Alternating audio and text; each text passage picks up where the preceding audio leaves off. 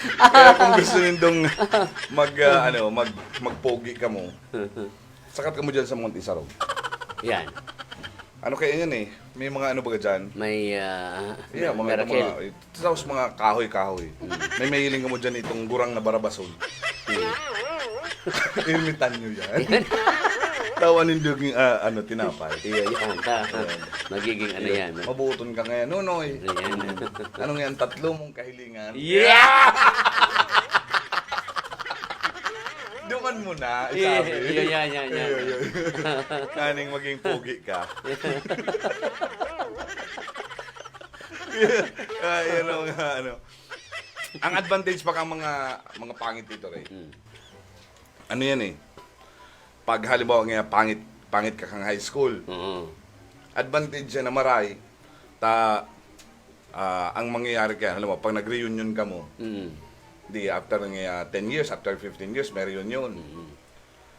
Pag reunionin do, pag dating pangit ka, naghirilingan ka mo, pangit ka mangyayari, as is lang. Iya. Mayang ko yan. Mayang ganun. Ayos lang. Pero kung halimbawa ngayon, ano ka, gwapo ka kang high school, tapos pag hirilingan nindo, ano nangyari sa imo? Iya.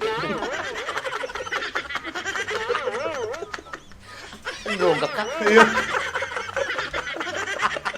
Iyan ang advantage kaya kang mga pangit. Kaya di ka mo mabepo ka mo mawala ng pag-asa.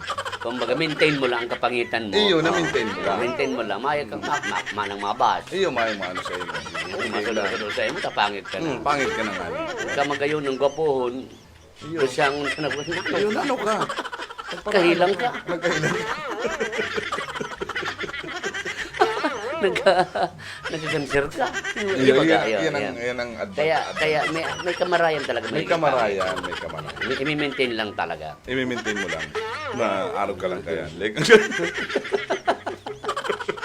di kang gaya lang magpara mundo kung ano ka. Tapos kung talagang ano ka na, entero ka na talagang gustuhon mo na talagang maging pogi-pogi ka, maghanap kang duwang barkada mong mas pangit pa sa iyo.